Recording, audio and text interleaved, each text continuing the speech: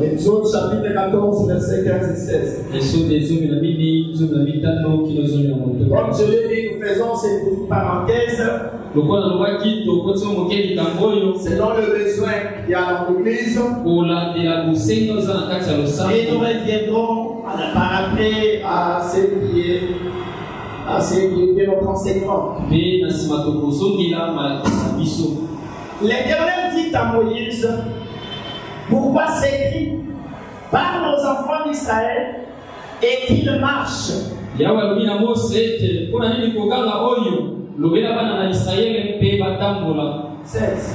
Toi lève ta verge et tombe ta main sur la mer et fends-la.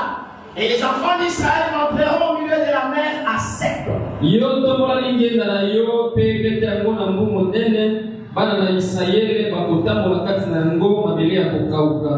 Amen. Amen. Le Seigneur ajoute cette bénédiction-là de toute sa parole.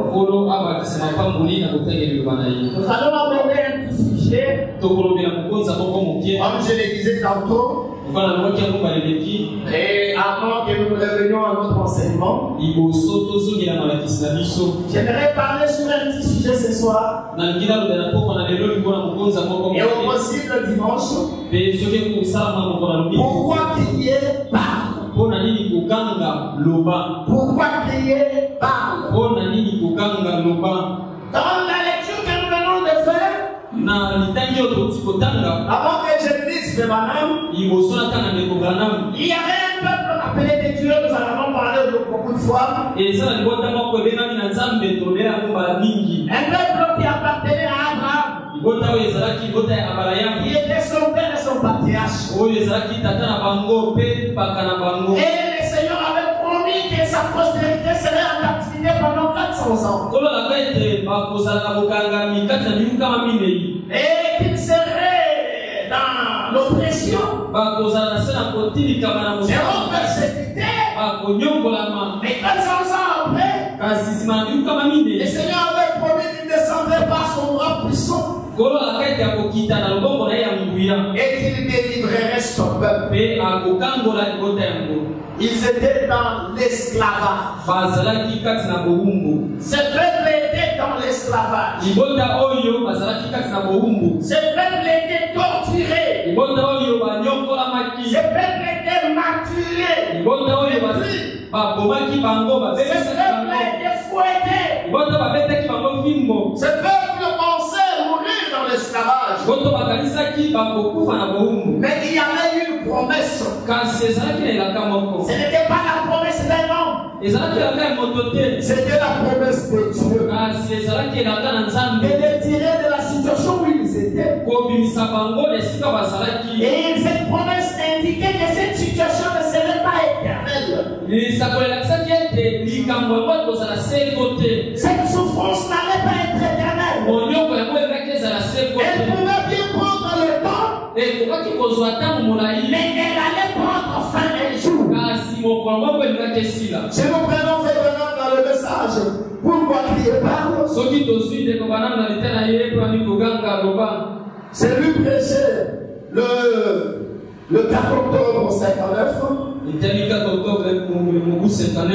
C'est possible que je ne sois peut-être pas long ce soir. Le paragraphe 11a et 11 et 12, 11a et 2 et 12 aussi a et 2. Donc nous laissons la partie C. Pourquoi crier parle? 4 octobre 59, paragraphe 11. Mais madame dit, Dieu avait appelé Moïse. Un appel spécial. Et lorsque Dieu appelle un homme, et ouais celui-ci,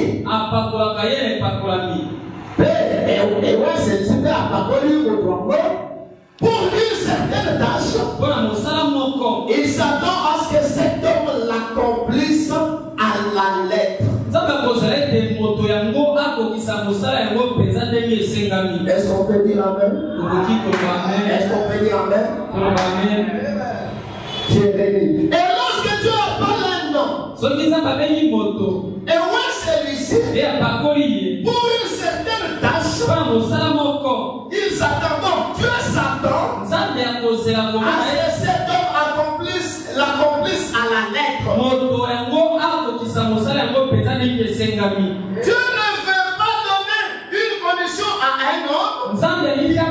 etina na moto. À un homme qui tergiverse là-dessus. Après etina na moto oyo akosala kokende motembeli na yango.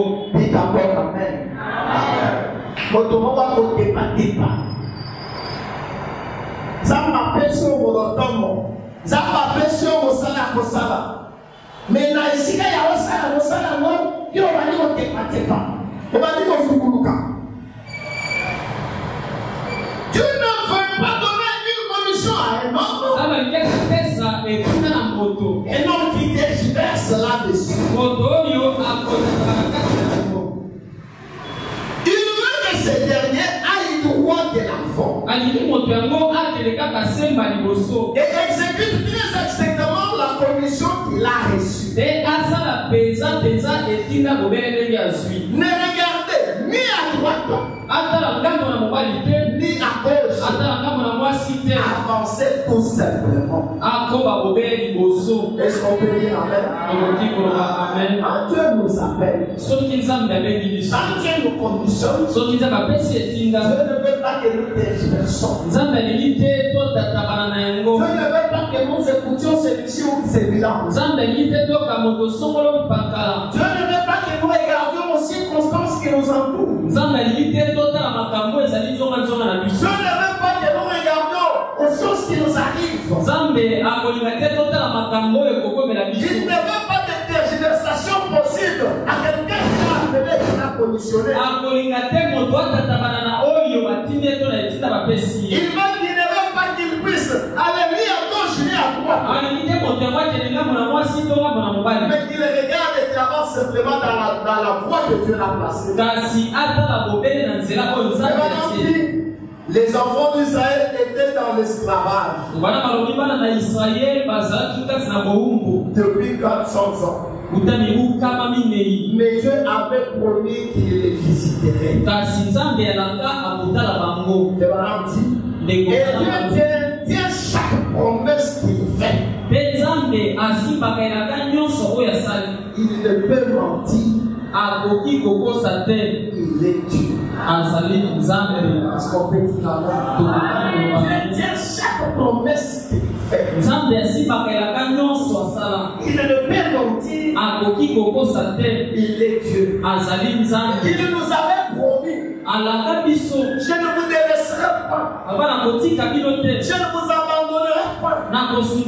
Je serai à vous. Je serai avec vous jusqu'à la consommation de temps. Dieu ne peut jamais mentir. Il tient la promesse qu'il nous a faite. Parce qu'il est Dieu. Dieu ne peut pas nous mentir en tant qu'Église. Il n'a jamais menti à aucune génération. Il n'a jamais menti à aucun peuple. Ce n'est pas aujourd'hui qu'il viendra mentir. Je crois qu'il y a un frère qui a chanté. Tu as gagné ma confiance. Est-ce que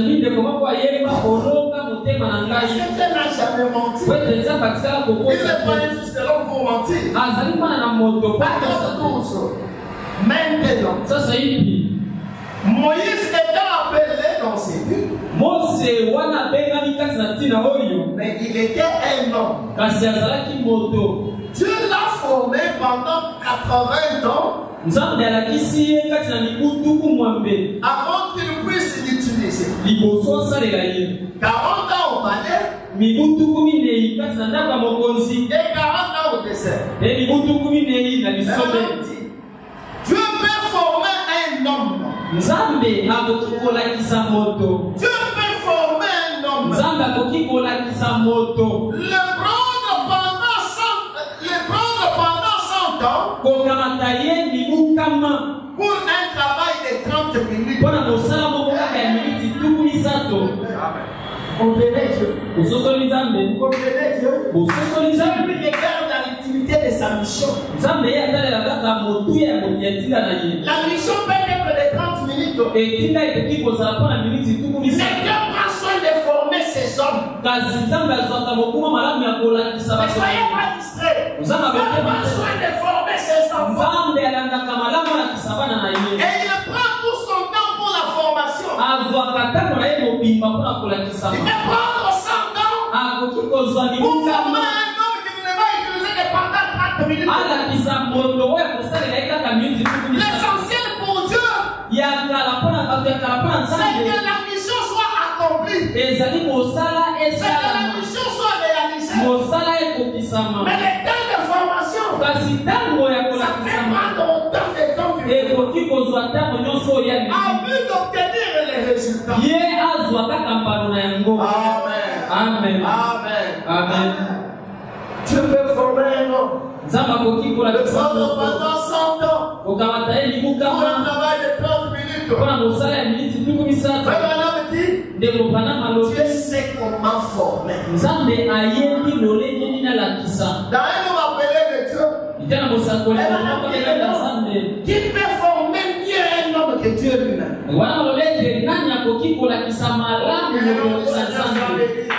Beaucoup de choses nous arrivent. Et nous ne savons pas que c'est la formation de Dieu. Oh mes frères et mes sœurs, comme je le disais autrefois, il n'y a aucun hasard qui arrive dans la vie des enfants de Dieu. Quelle que soit la chose, quel que soit le but de la chose, les enfants de Dieu, ce ne sont pas des êtres chercheurs.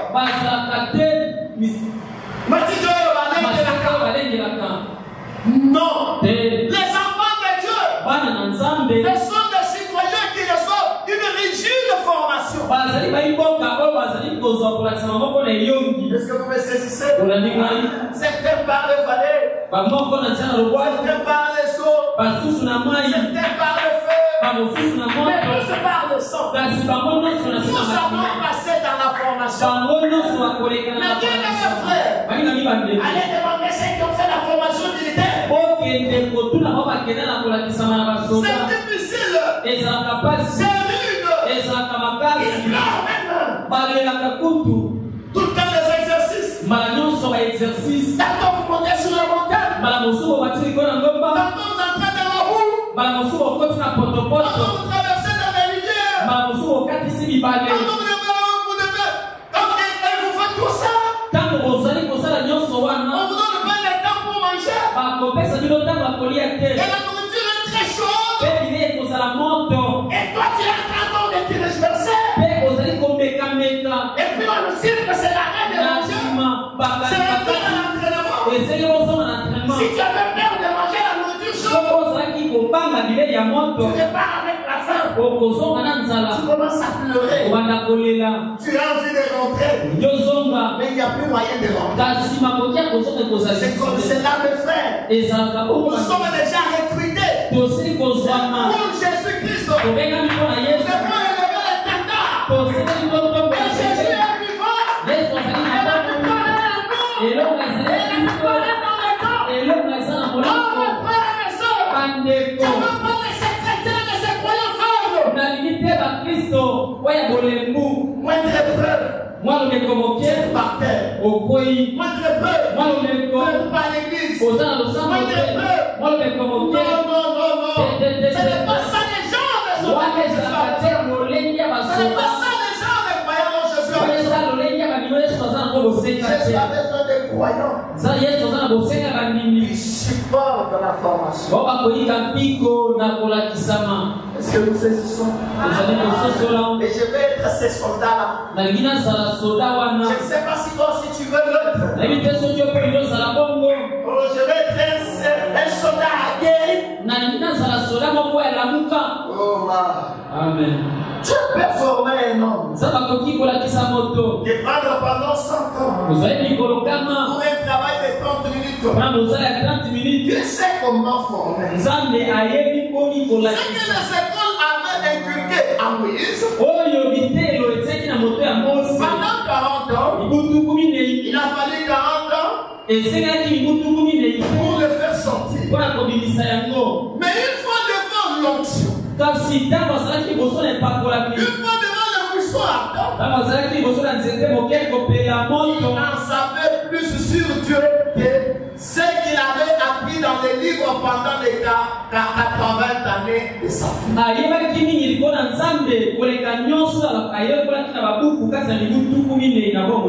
arrivé devant la présence de Dieu, et que la révélation lui a été donnée, les quelques minutes ont suffi pour apprendre sur Dieu. Et puisque toute la théorie qui lui avait été donnée pendant 40 ans,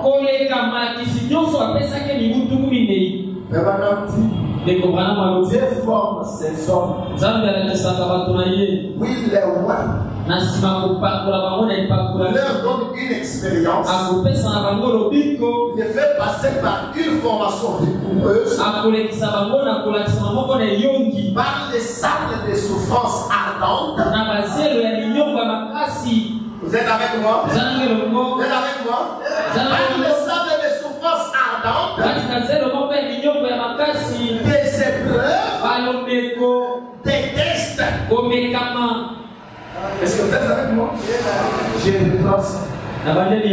Dieu forme ses hommes. Oui, les rois. Oh, Père, mes bien-aimés frères et sœurs. La foi dans laquelle nous sommes entrés, ce n'est pas la voie de facilité. C'est la voie du combat. Et nous devons combattre. Nous allons déposer les armes. Et quand cette fille sera partie, mais quand que je suis debout, tant que tu es debout, partons-nous. Ne reculons jamais. Ne reculons jamais devant le combat. Même devant la mort, nous continuerons à nous battre. Voilà les militaires dont le Seigneur a besoin. Comme les soldats romains. Je veux ce genre de soldats. Et le Seigneur a besoin de ces soldats. Ils doivent aller dans les villes pour combattre. Vous pouvez arriver. Ils arrivent là. Ils sortent du bateau. Ils prennent les bateaux, ils les mettent du feu. Les bateaux qui les avaient amenés jusque-là, ils les mettent du feu. Qu'est-ce qu'ils veulent dire? Soit que nous gagnons, soit que nous mourrons. Est-ce que vous saisissez? S'ils traversent les ponts, ils traversent les ponts, ils nous mettent le pont en feu. On détruit tout le pont. Soit on gagne, soit on meurt. Et quand quelqu'un se bat déjà, sachant que soit c'est la mort, soit c'est la vie, il ne joue pas. Est-ce que vous comprenez? Est-ce que vous comprenez? Il ne joue pas. Il sait que c'est ma vie, il sait qu'il n'y a pas d'autre option. Et Dieu a besoin de tels hommes. Dieu forme ces hommes. Oui, le roi leur donne une expérience. Il peut passer par la formation rigoureuse, par les sables de souffrance. Est-ce que vous saisissez? Dieu les a passés ces hommes par les sables de souffrance ardentes ainsi de les former. Par les épreuves et des tests. Il ne les fait pas seulement avec ses prophètes. Il ne les fait pas seulement avec ses prophètes, mais il les fait aussi avec ses enfants. Est-ce qu'on peut dire amen? Est-ce qu'on peut dire amen? Non, parce que ce que vous dites là, c'est pour les prophètes. Non! Il ne les fait pas seulement avec les prophètes.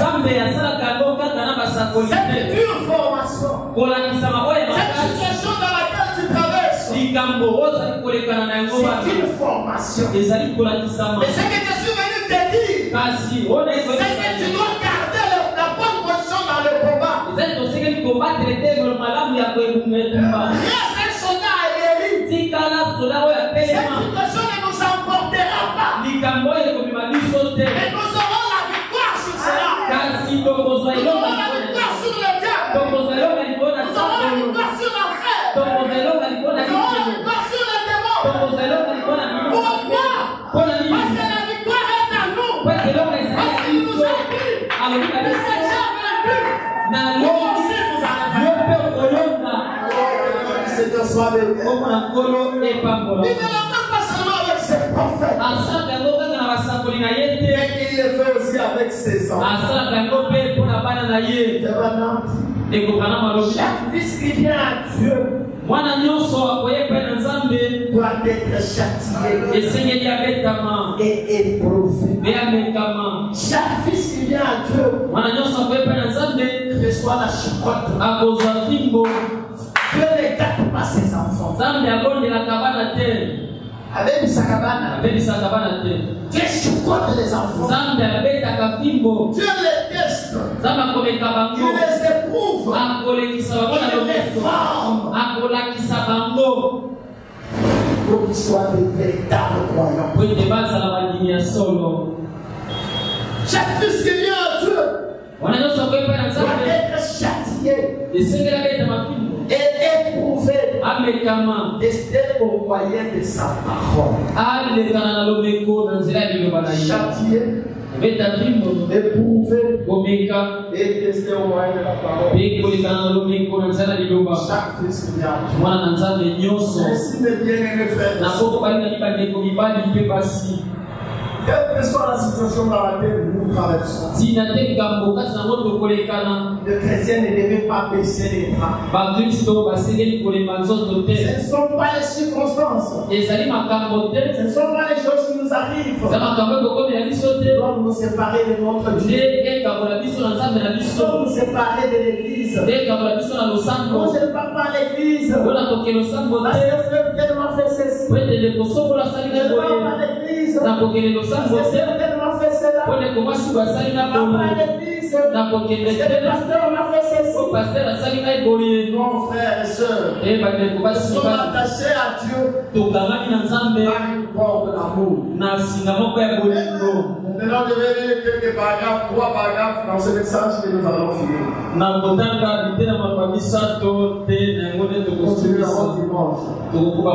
Le message, c'est Israël en mer rouge. Première partie. C'est lui prêché le 26 mars 53. Le dernier 26 mars 53. Israël en mer rouge. Israël en première partie. 26 mars 53. 26 mars 53. Dans le 6. Il faut qu'il y ait un tout les bois en Motoba. Et le pardon dans le 8. D'après le camarade dans le 7. Dans le 8 et dans le 7. Et on va voir dans le 6 et dans le 8.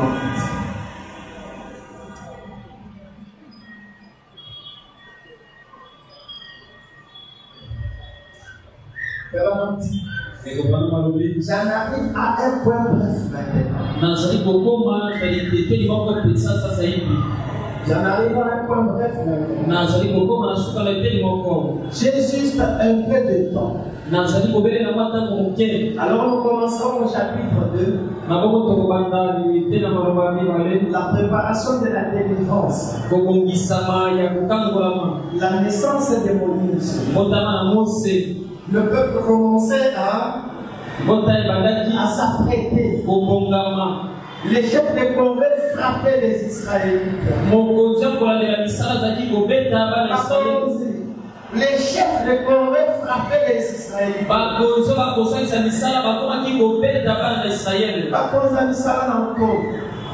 Israël mais quand on a écouté la parole parce que nous avons commencé à dire nous avons commencé à dire oui nous avons commencé à dire nous avons commencé à dire est-ce que nous entendons? Est-ce que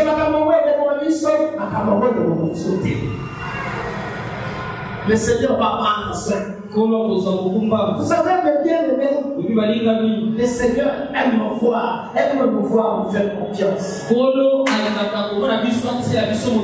sais pas si vous me saisissez. Le Seigneur aime nous voir nous faire confiance.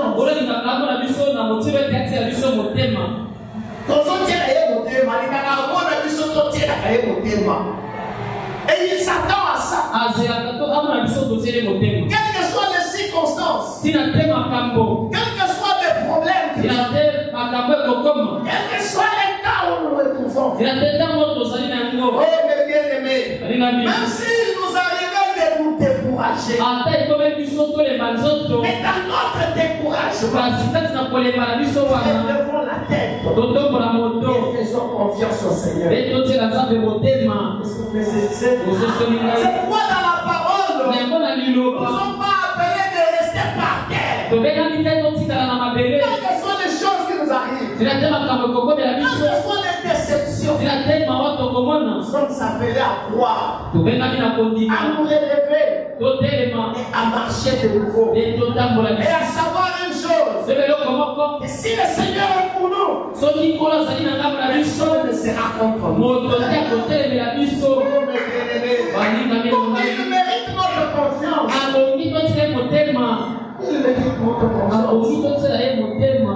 Le Seigneur combat pour nous. Même quand nous sommes en sommeil dans la nuit, le Seigneur nous délivre de beaucoup de choses.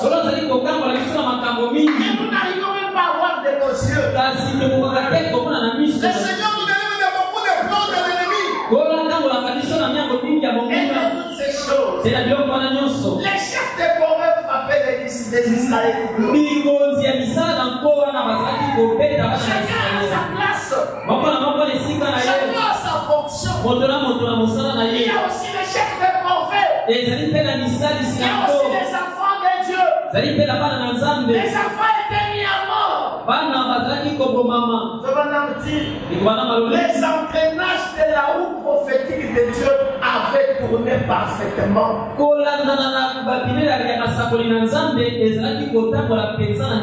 Les entraînages de la roue prophétique de Dieu avaient tourné parfaitement. Et l'heure avait sonné.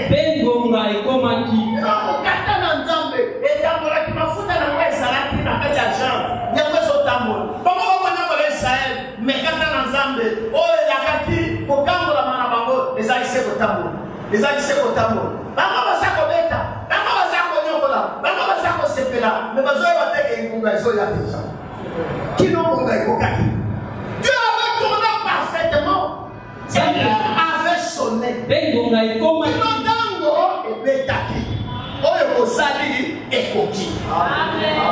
Maintenant, ça doit s'arrêter. Est-ce que vous me saisissez? Est-ce que vous me saisissez? La roue prophétique de Dieu avait tourné. Cela a tourné. Cela a tourné. Et cela a tourné parfaitement. Pendant que la roue tournait, la roue de la prophétie tournait, les enfants étaient torturés, ils étaient chicotés, ils étaient meurtris. Mais il y a un temps. Il y a un temps fixé. Et l'heure avait sonné. Continuons. Comment tu... Ok. Lorsqu'il était prêt pour faire quelque chose, quand la loi voulait que le temps était venu, il fit naître d'une manière particulière là-bas en Égypte. Un brave petit garçon qui n'était pas différent des autres petits garçons. Il savait simplement qu'un homme de la tribu de Lévi est allé prendre une femme de la tribu de Lévi. Et ils ont eu un petit bébé. Et ont tué tout bébé mâle. Mais lorsque ce bébé naquit, quelque chose d'étrange entourait ce bébé.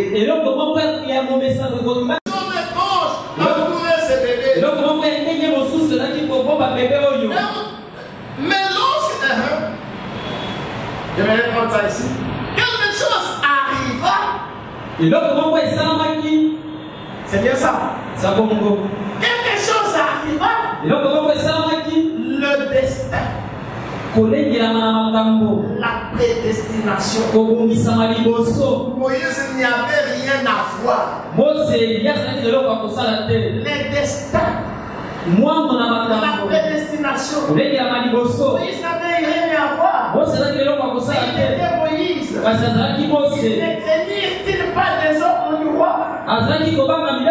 Il l'a mis dans une petite caisse. Il s'est élevé. Et ainsi de suite. Quelque chose est arrivé. Un enfant naquit. Il avait un destin. Est-ce que vous pouvez dire amen? Et Moïse, selon le destin qu'il a fait, c'était de délivrer Israël. Mais je voulais attirer votre attention sur une chose. Pendant que Moïse avait le destin de libérer le peuple de Dieu, il y en avait aussi ceux qui avaient le destin d'être les chefs des mauvais.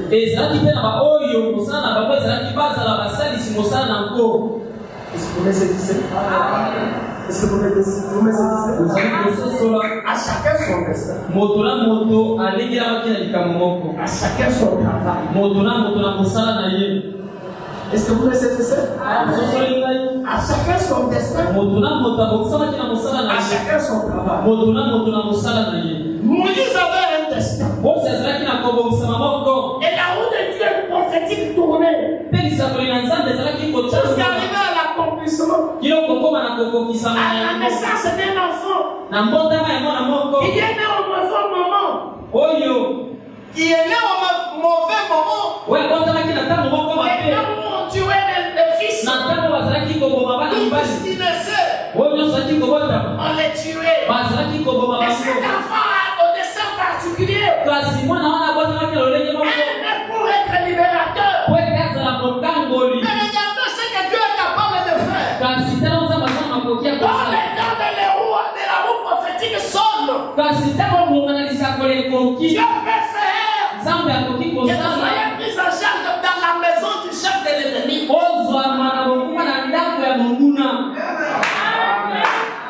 Nous devons avoir confiance en Dieu. Vous devez comprendre une chose.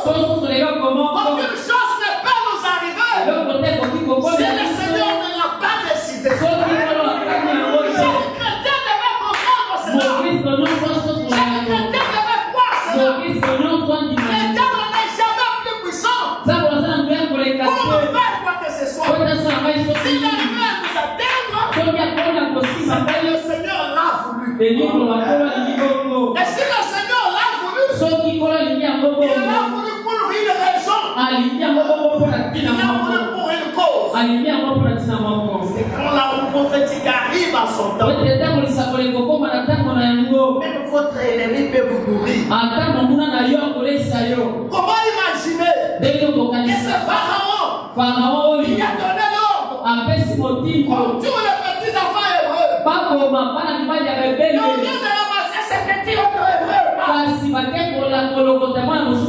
au lieu qu'ils soient éduqués dans la cachette, Dieu dit, c'est le libérateur. Il sera élevé par Pharaon lui-même. Pharaon n'a pas été capable de nous faire du mal. Pourquoi? Parce que le roue de la prophétie a été arrivé à son temps.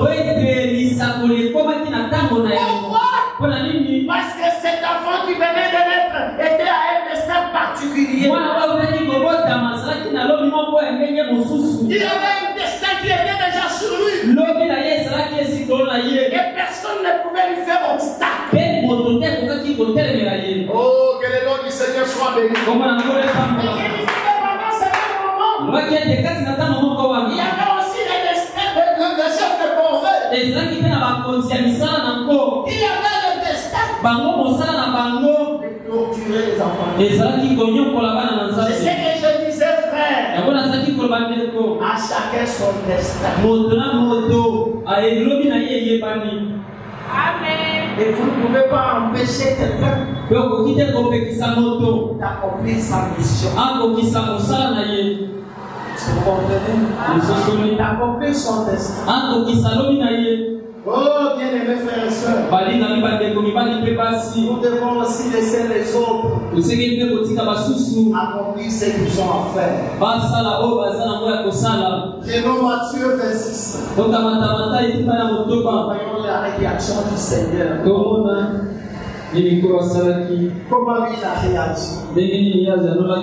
Oh, bien-aimés frères et sœurs, ces choses sont dans l'écriture. Matthieu 26, 47 à 50.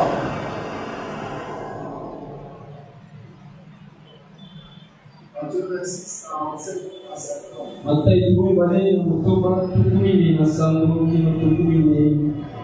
La Bible dit. Oh, excusez-moi, je prends un peu d'eau.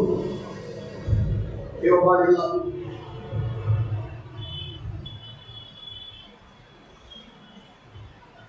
La Bible dit, comme il parlait encore, voici Judas, l'un des 12, arriva avec lui une foule nombreuse, armée d'épées et des bâtons, envoyés par les principaux sacrificateurs et par les anciens du peuple. C'est lui qui les livrait leur avait donné ces signes. C'est lui que je vais cerner. C'est lui. Saisissez-le. Aussitôt s'approchant de Jésus, il dit, salut Rabbi, et il le baisa. Jésus lui dit, mon ami, ce que tu es venu faire. Dans notre tradition, il est dit, ce que tu as à faire. Ce que tu as à faire, fais-le. Alors ces gens s'avancèrent, ils l'amenaient sur Jésus et les saisirent. Quelqu'un a compris les choses? Judas avait son destin. Il avait ce que Dieu avait prédestiné pour ça. Oui, comme c'est dit là, le travail devait accomplir. Et Judas, il voulait trahir le Fils de Dieu. Mais quand l'heure est arrivée, où il devait livrer le Fils de Dieu, le Seigneur n'a pas fait de problème. Il a dit, ce que tu as à faire, fais-le. Est-ce que vous comprenez? Est-ce que vous comprenez? Au milieu de nous, il peut se retrouver le fils du malin. Nous n'allons pas empêcher ça. Mais chacun a sa mission. Et chacun fera sa mission. Mais pour nous, enfants de Dieu, nous ne devons pas trembler devant cela. Nous devons avoir confiance en Maître. Mais nous devons savoir une chose. Tout ce qui nous arrive dans notre vie, ce n'est pas un hasard. Et tout ce qui nous arrive, il faut donner la gloire. Même si c'est mauvais, même si ça nous dérange, mais c'est pour un but. Vous savez, quand Dieu a donné la terre de la Palestine à Israël, vous savez, il n'a pas détruit toutes les nations. Il a gardé certains. Il a dit, je n'extermine pas tous. Afin que vous soyez gardés par les autres. Est-ce que vous saisissez? Dieu qui leur avait promis de leur donner la terre promise. Qu'ils extermineraient tous les méchants qui étaient dans la terre promise. Dieu a préservé certains peuples. Afin de prouver Israël. Et c'est avec ce peuple que Dieu est entré en scène. la Bible dit, arrive-t-il un malheur à la ville sans que l'Éternel en soit l'auteur? Tout ce qui nous arrive, même si c'est mauvais, même si c'est bon, nous devons retourner à Dieu. Dieu a donné quelque chose. Dieu a une raison. Nous devons grandir. Nous devons devenir des chrétiens aguerris. Je suis dérangé par des chrétiens faibles. Je veux des chrétiens aguerris. Des chrétiens forts. Au milieu de nous, il peut y avoir des Judas. Mais on ne va pas empêcher cela. Laissez-le faire. Chacun a son temps. Mais je voulais vous dire ce soir, les roues de la prophétie tournent. Je crois que pour cette église, le temps est venu. Le temps de la promesse. Paragraphe 97 ce chant. Même message.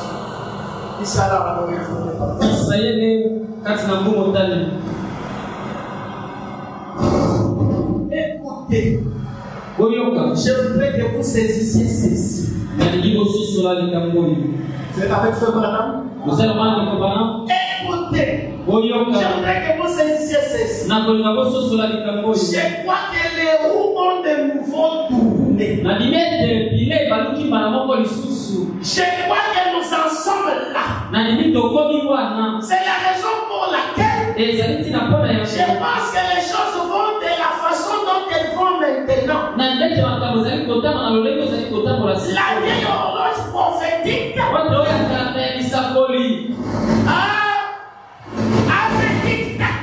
avec tic-tac et jusqu'à la vieille horloge prophétique avec tic-tac et jusqu'à presque 0 heure. J'ai prêché sur ce sujet il n'y a pas longtemps. Un artiste allemand l'a peint. J'ai cet tableau chez moi. Un homme en prière fait, tu vois ce qu'on disait hier. À la culture. Un artiste allemand l'a peint. J'ai cet tableau chez moi. Un homme en prière.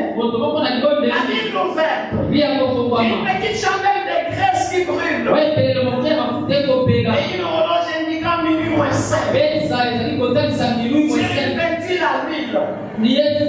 Sur une peinture à l'huile.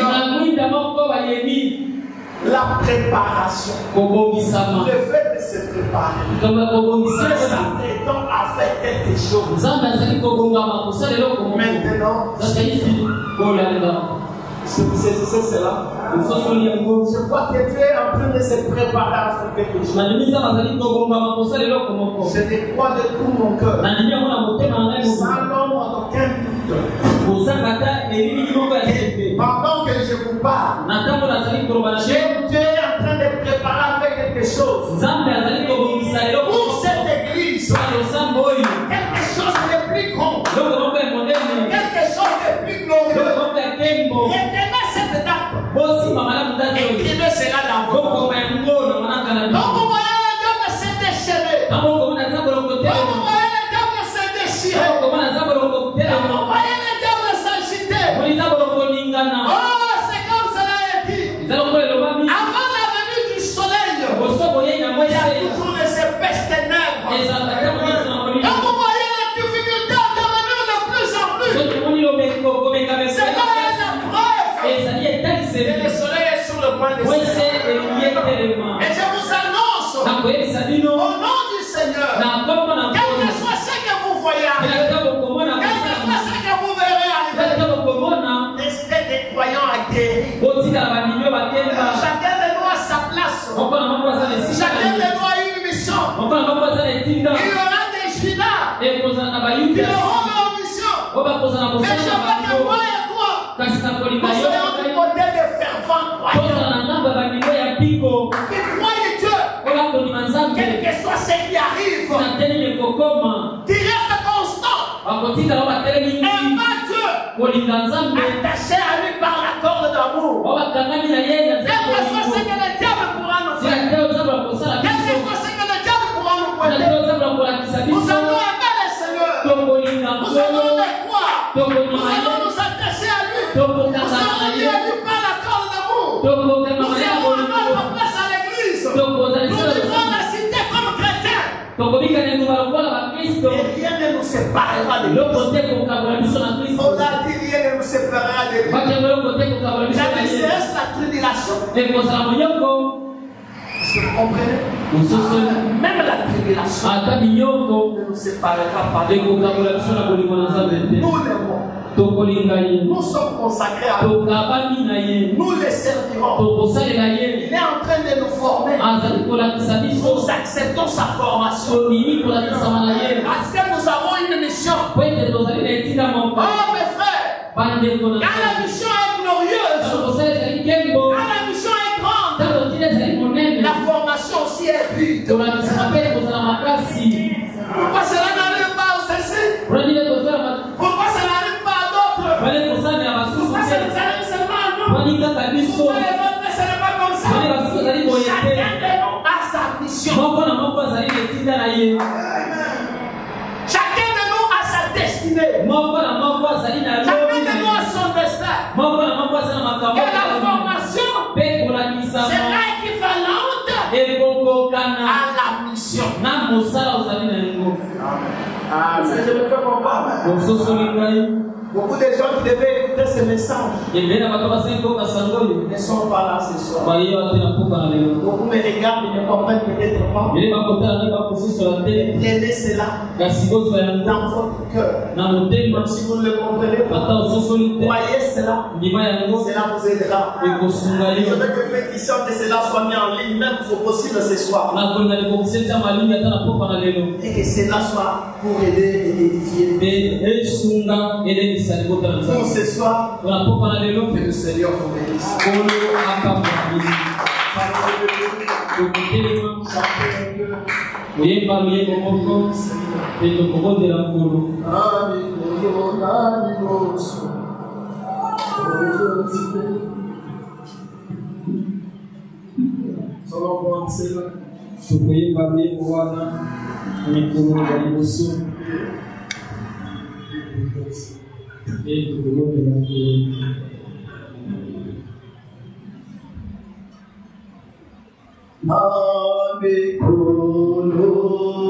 Nali